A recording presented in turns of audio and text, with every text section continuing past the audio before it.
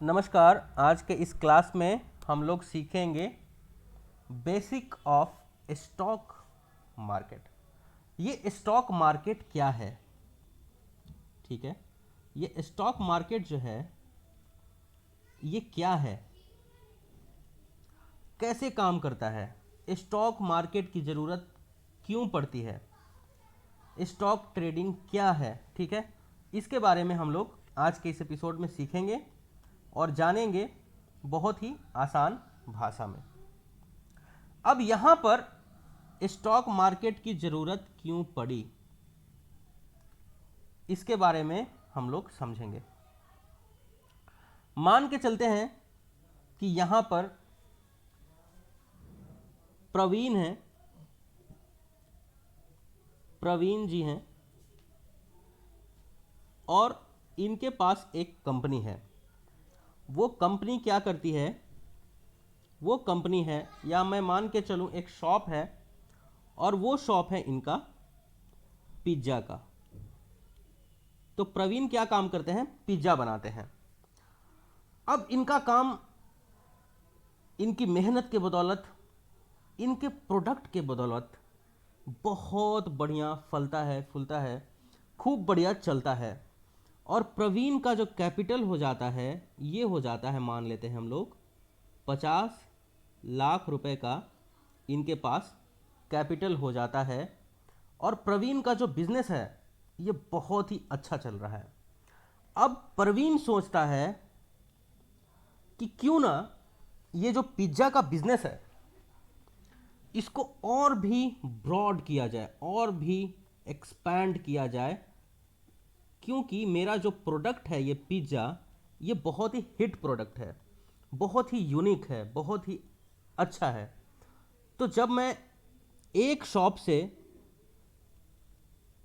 50,000 का कैपिटल तक, 50 लाख के कैपिटल तक पहुंच चुका हूं, तो क्यों ना हम इसे एक्सपैंड करें और एक्सपैंड करके पूरे देश भर में एक एक ब्रांच खोल दें और खूब सारा, ढेर सारा पैसा कमाया जाए। ये जो होता है इस पिज्ज़ा कंपनी का, प्रवीण का इंटेंशन होता है। तो प्रवीण क्या करता है? प्रवीण जो है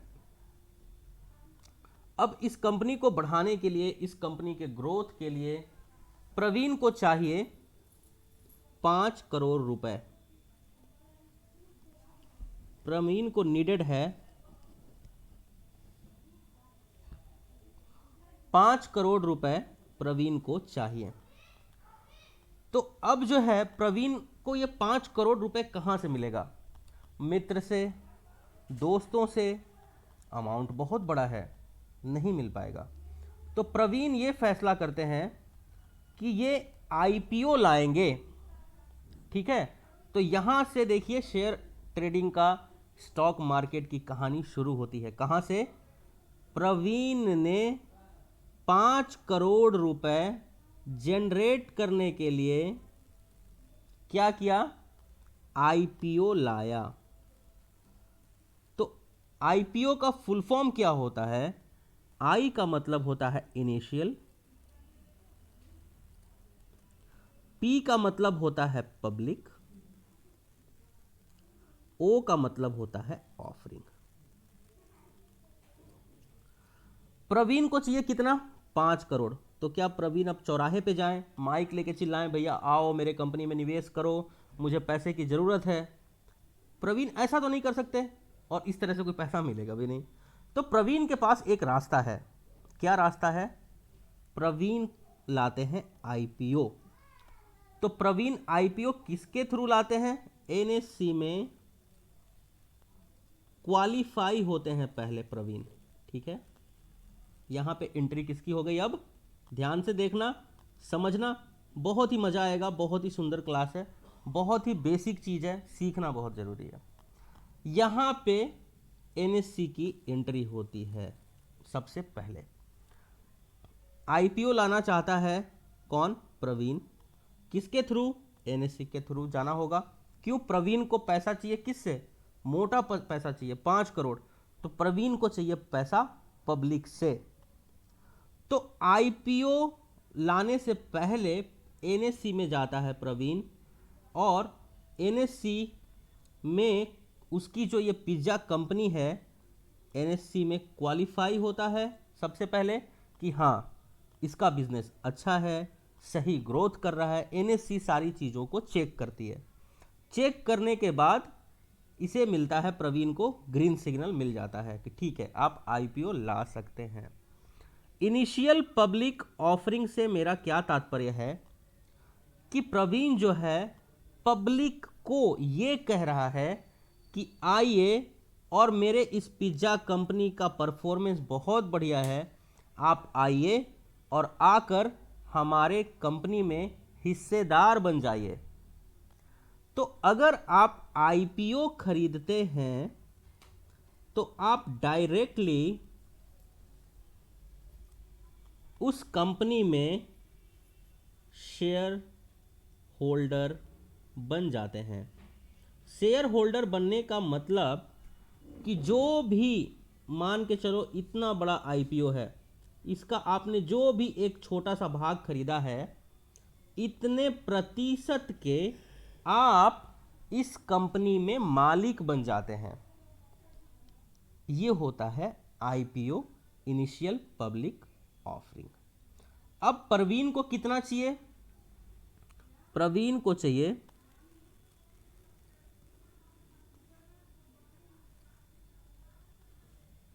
5 करोड़ रुपए।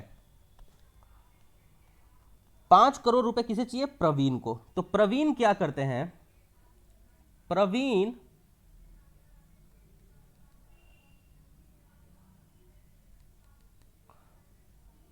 प्रवीण यहां पर 5 लाख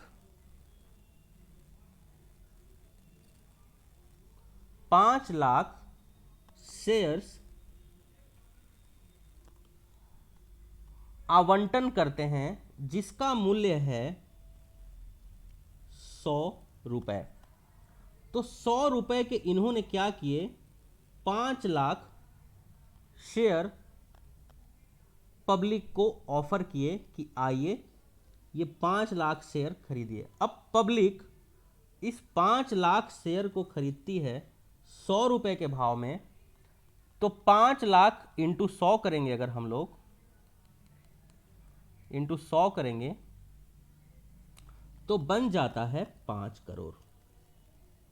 इस प्रकार से जो प्रवीण है वो 5 करोड़ रुपए इकट्ठा कर लेता है और इसे लगाता है अपने बिजनेस को आगे बढ़ाने में, एक्सपैंड करने में, नए टेक्नोलॉजीज को लाने में, या अन्य अन्य तरीकों से इस पैसे को यूज करके कंपनी को एक डायरेक्शनल वे में, एक ऑर्गेनाइज वे में ऊपर की तरफ एक्सपैंड करने की कोशिश करता है। प्रवीण अपने पिज्जा कंपनी को नए नए ब्रांचेस खोलता है। उसके बाद क्या हुआ? आईपीओ जो है, आईपीओ का समय सीमा तब समाप्त हुआ। आईपीओ सबको ऑफर हो गए। ऑफर होने के बाद आईपीओ सबको अलॉट कर दिया गया, अलॉटमेंट हो गया इसका। और कितने शेयर धारक बने? 5 लाख स्टॉक होल्डर बन गए। ठीक है। अब इसके बाद ये जो स्टॉक है,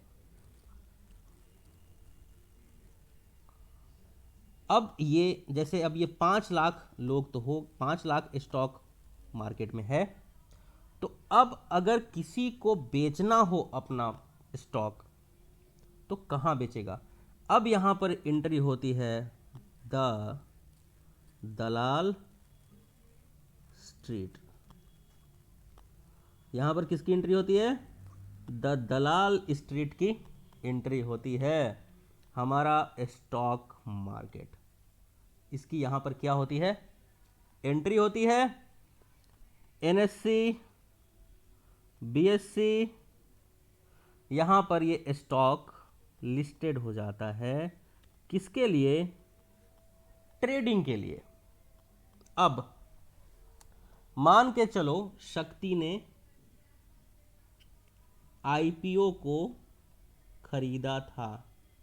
अब जो इसका प्राइस है 5 करोड़ रुपए निवेश होता है, कंपनी खूब तरक्की करती है। जो इसने 100 रुपए का एक एक शेयर बेचा था, अब क्योंकि कंपनी ग्रोथ कर रही है तो कंपनी का प्रॉफिट इन्हें मिला, तो इन्हें कंपनी का प्रॉफिट मिला, तो अब इसकी कीमत बदल के हो गई +100 एडिशन, 200 कंपनी ट्रेड कर रही है। अब शक्ति ये चाहता है कि मैंने 100 रुपए लगाए थे, अब इसका कीमत 200 हो गया है, तो मुझे इसे बेचना है। तो अब ये बेचने के लिए क्या करेगा? यहां पर किसकी एंट्री हुई? The Dalal straight, NSE BSE में लिस्टेड हो गया स्टॉक, और यहां से अब इसकी शुरू हुई खरीद बिक्री का सिलसिला, यहां से शुरू होने लगा। अब क्या हुआ जरा इसको देखेंगे हम लोग। ध्यान से देखना है वीडियो को, बहुत कुछ सीखने के लिए मिलेगा। शक्ति ने अपने 100 क्वांटिटी ऑफर करता है मार्केट में, और यहां पर शक्ति ने 100 क्वांटिटी ऑफर किया, और मैं मानता हूं रमेश यहां पर इंटरेस्टेड है इस 100 क्वांटिटी को बाई करने में। क्यों? रमेश, शक्ति को पैसे की जरूरत है, या शक्ति ये सोचता है कि जितना मुनाफा मिलना था मिल गया, अब बाहर निकलो, और रमेश यहां पर उसी को खरीदना चाहता है। तो 200 में शक्ति ने जो है बेच दिया अपना स्टॉक रमेश को। अब ये रमेश के पास स्टॉक आ गया। अब देखो इसी को कहते हैं स्टॉक ट्रेडिंग, या स्टॉक को एक्सचेंज करना। ठीक है, शक्ति ने पैसे के बदले रमेश को स्टॉक दे दिया।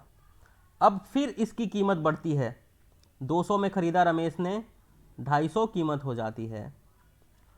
तो रमेश जो है अब यहां क्या करता है, इसे अपना मुनाफा मिला, अब रमेश 250 में बेचता है श्याम को, श्याम बेचता है सुरेश को, सुरेश बेचता है किसी और को, रवि को, न जाने कितने ट्रेड्स अब इसके होने लग जाते हैं।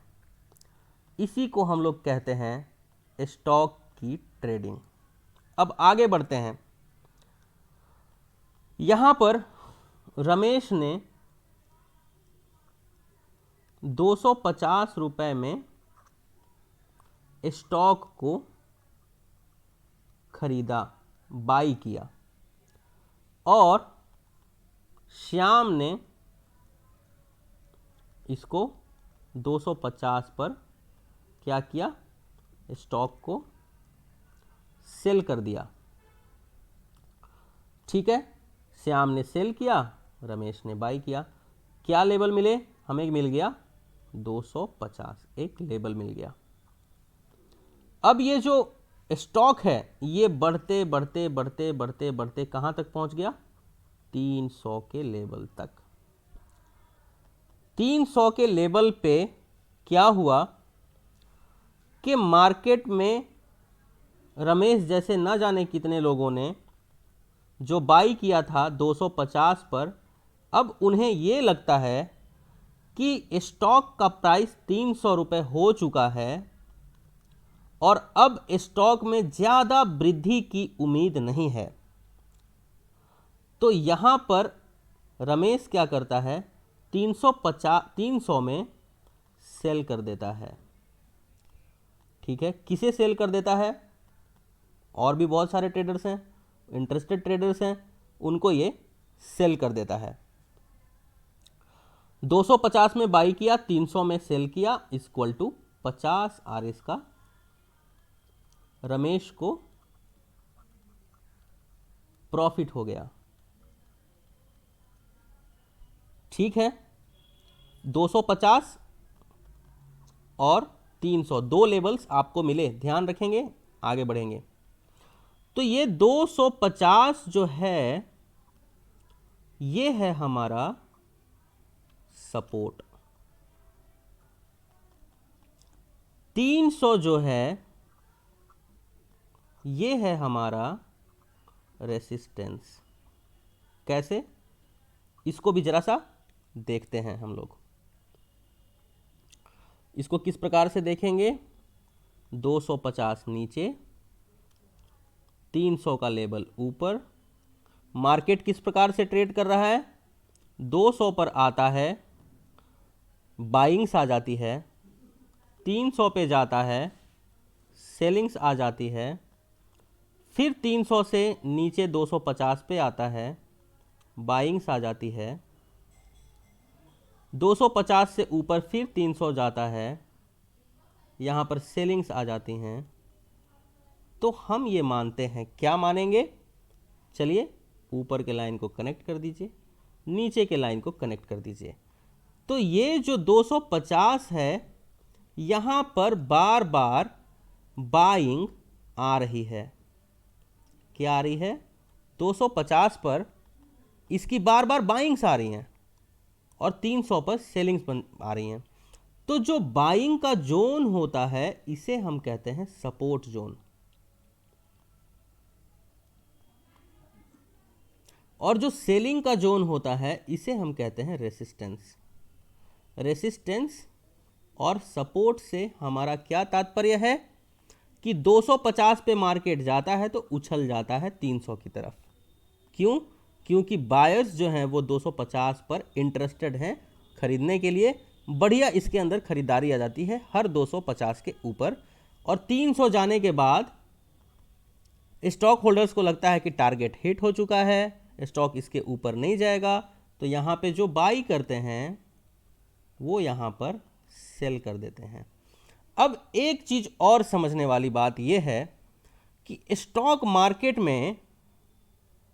मार्केट में ही ये फैसिलिटी आपके पास है कि बिना खरीदे भी आप किसी चीज को सेल कर सकते हो। 250 का लेवल नीचे, 300 का लेवल ऊपर, ये दो लाइन मैंने ड्रॉ कर दिया। नीचे आता है बाइंग होती है, ऊपर जाता है सेलिंग होती है, नीचे आता है बाइंग होती है, ऊपर जाता है सेलिंग होती है, कुछ इस तरह से। तो अब जो है यहां पर खास बात क्या है कि जब भी रेसिस्टेंस पे जाता है, अब यहां पर एंट्री होती है राहुल की। राहुल के पास कोई भी स्टॉक नहीं है, वो डायरेक्टली 300 में इसे बेच देता है, सेल कर देता है, और 250 आने पर इसी चीज को खरीद लेता है। तो राहुल को सिर्फ और सिर्फ सेल करने के यहाँ पैसे लगेंगे।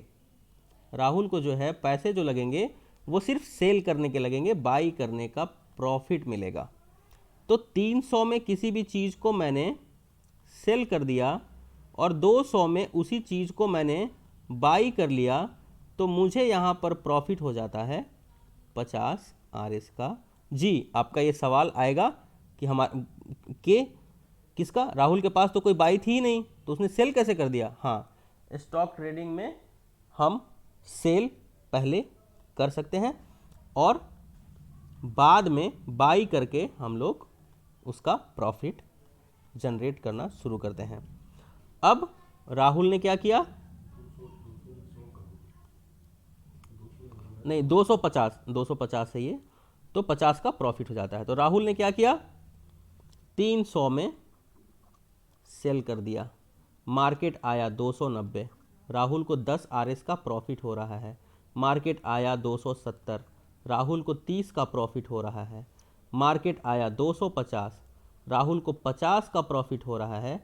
और यहाँ पे राहुल क्या करता है, अपना जो पोजीशन है उसको एग्जिट कर देता है। तो एग्जिट करने से क्या तात्पर्य है मेरा, कि राहुल यहाँ पर बाई कर लेता है, क्योंकि पहले यहाँ पर ये सेल किया था राहुल ने। उसी प्रकार से 250 आने पर राहुल क्या करता है, 250 का लेवल आने पर राहुल इसको फिर से बाई कर लेता है और 300 का लेवल आने पर राहुल इसी चीज़ को फिर से सेल कर देता है। तो इन दोनों का डिफरेंस इक्वल टू 50 RS, वापस राहुल को प्रॉफिट जाता है। 250 नीचे, 300 ऊपर, 250 सपोर्ट, 300 रेसिस्टेंस। रेसिस्टेंस का मतलब क्या कि जहां से बिकवाली आती है, सपोर्ट का मतलब क्या, जहां से बाइंग आती है। अब क्या होता है, ये सपोर्ट और ये रेसिस्टेंस, अब क्या होता है, मार्केट ट्रेड कर रहा होता है, मार्केट ट्रेड कर रहा होता है, कुछ इस प्रकार से, कुछ इस प्रकार से, और यहां पर कंपनी का जो परफॉर्मेंस है इस पिज्जा कंपनी का, इसी के बारे में तो अभी तक बातचीत हो रही है। इस पिज्जा कंपनी ने बहुत बढ़िया प्रदर्शन किया, अब एक नई ऊंचाई को छूने की कोशिश कर रहा है ये पिज्जा कंपनी। तो यहाँ पर क्या होता है कि जहाँ पर सेलिंग्स आ रही थी वहाँ पर अब नए बायर्स, फ्रेश बायर्स इंटरेस्टेड हो रहे हैं इसे खरीदने में। तो जाहिर सी बात है जहां पर सेलिंग आनी चाहिए वहां पर बाइंग आ जाएगी, तो इस रेंज को तोड़ के स्टॉक ऊपर की तरफ निकल जाएगा, है ना। और जब 300 के रेसिस्टेंस को तोड़ के पिज्जा कंपनी ऊपर की तरफ निकल गया तो इसी को हम लोग कहते हैं ब्रेकआउट, कि अब यहां पर ब्रेकआउट आ गया। अब ये स्टॉक कैसे ट्रेड करने लगा जरा इसको देखेंगे हम लोग। 300 पे क्या हुआ, पहले हमारा 300 रेसिस्टेंस था और अब यहीं से ब्रेकआउट आ गया, मतलब यहां पर फ्रेश बायर्स ऐड हो गए और अब ऊपर की तरफ इसके मूवमेंट आ रहे हैं और अब आ गया 400 का लेवल, मतलब जिस स्टॉक का प्राइस था 200 वो अब बढ़ के 300 हुआ था पहले, जो रेसिस्टेंस बना, नीचे 250 था जो सपोर्ट था, और यहां से ब्रेक करके चला गया 400। तो अब ये 300 जो है, फ्रेश बाइंग यहां पर आई, तो ये 300 का जो लेवल है जो कि पहले रेसिस्टेंस था अब ये बन गया सपोर्ट। कैसे कि अब जो है 400 बन जाता है रेसिस्टेंस और 300 क्या बन जाता है हमारा सपोर्ट। अब मार्केट कुछ यूं ट्रेड करने लग जाता है कि 300 पे आता है तो बायर्स ऐड होते हैं, क्यों, कंपनी का प्रदर्शन बहुत अच्छा है, और 400 जाता है तो सेलर्स आ जाते हैं। इन्हीं दो लाइन को बीच में ट्रेड करने को हम कहते हैं स्विंग ट्रेड का नाम देते हैं। ठीक है, क्या नाम देते हैं हम लोग, स्विंग ट्रेड। ध्यान से पढ़ लेंगे इसको हम लोग। यहां तक बात सबके समझ में आ गया। अब कंपनी कहां पर है, 400 रेसिस्टेंस, 300 सपोर्ट और 250 है, ये हो गया मेरा स्ट्रॉन्ग सपोर्ट। ठीक है, मार्केट इन दोनों के बीच में कहीं कुछ ट्रेड कर रहा है। कंपनी में एक बैड न्यूज़ आ जाता है। कंपनी में कुछ बैड न्यूज़ क्या आया कि कंपनी अपने हिसाब से परफॉर्मेंस नहीं कर रहा है, तो कंपनी यहाँ से फॉल करता है। इसी फॉल को हम कहते हैं कि जिसका प्राइस 400 था रेसिस्टेंस, 300 इसका सपोर्ट था, अब ये 300 घट के आ गया है 290, तो इसी को हम कहेंगे ब्रेकडाउन आना, या आप यूं कह सकते हो कि नीचे की तरफ का ये ब्रेकआउट है। तो यहाँ पर हम क्या करते हैं, यहाँ पे सेल करते हैं और टारगेट क्या लेते हैं, स्ट्रॉन्ग सपोर्ट 250 का। क्यों, यहाँ पे अभी भी उम्मीद बनी है कि हो सकता है बार बार यहाँ पर शुरू में बायर्स जुड़ रहे थे, तो वापस यहाँ पे कहीं बायर्स खरीदने के इंतज़ार में होंगे, तो हम इन दोनों के बीच का लेते हैं टारगेट। उसी प्रकार से ब्रेकआउट आने की स्थिति में, 400 से ब्रेकआउट आने की स्थिति में जो ऊपर का रेसिस्टेंस बनेगा वो होगा हमारा, यहाँ पर हम बाई करेंगे तो वो होगा हमारा टारगेट। इतनी बात सबको समझ में आ गई होगी, उम्मीद कर रहा हूँ। आपको मैंने बताया आईपीओ के माध्यम से किस प्रकार से स्टॉक आया, दलाल स्ट्रीट आया, एनएससी बीएससी का एंट्री हुआ, वहाँ पर कैसे स्टॉक की ट्रेडिंग शुरू हुई और किस प्रकार से स्टॉक ने परफॉर्मेंस दिया। पूरी परफॉर्मेंस इसी प्रकार से होती है। तो बाई करने के लिए अगर आप किसी भी स्टॉक को बाई कर रहे हो, खरीद रहे हो, तो कोई ना कोई वहां उसको सेल कर रहा है। अगर आप किसी भी स्टॉक को सेल कर रहे हो तो कोई ना कोई वहां पर बायर है। अगर सेलर और बायर में से कोई भी एक नहीं होगा तो ट्रेडिंग नहीं होगा। Trading can not be. ये है बेसिक ऑफ स्टॉक ट्रेडिंग। ऐसे होता है स्टॉक की खरीद और बिक्री। इस चीज़ को अच्छे से ध्यान में रखें और इस चीज़ को आप सीख सकते हैं कि किस प्रकार से स्टॉक मार्केट जो है हमारा रोल प्ले करता है और किस प्रकार से हम लोग ट्रेडिंग करते हैं। Thank you very much for this video. जय हिंद, वंदे मातरम।